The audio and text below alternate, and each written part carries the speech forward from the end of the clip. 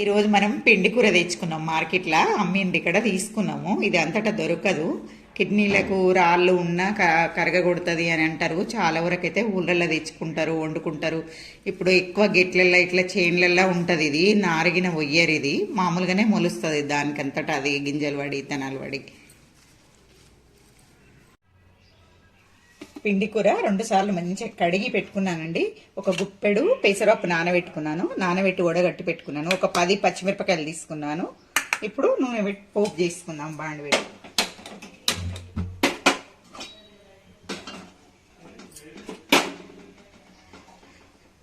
నూనె వేడయింది. ఆవాలు వేసుకుందాం.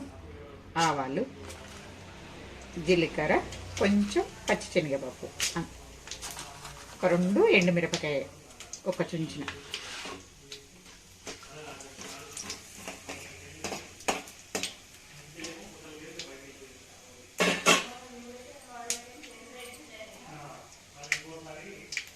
ఇప్పుడు పచ్చిమిరపకాయలు,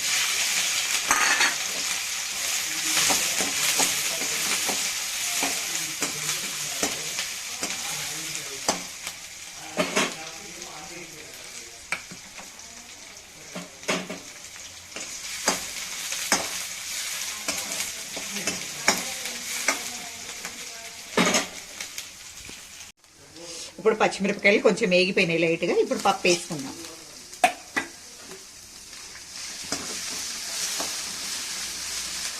కొద్దిసేపు వేయించుకుందాం పప్పు. కొంచెం వేగిపోయిందండి. ఇప్పుడు ఉప్పు, పసుపు వేసుకున్నాము. ఒక చెంచా సగం ఉప్పు వేసుకుంటున్నాను నేను. పసుపు,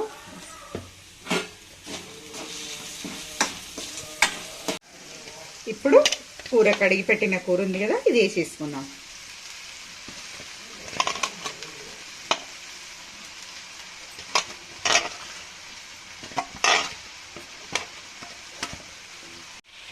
వేసేసి కొద్దిసేపు మూత పెట్టుకుందాము. మగ్గినంత వరకు కొద్దిసేపు అయితే కలుపుదాం. తర్వాత మూత తీసి కలుపుకుందాం.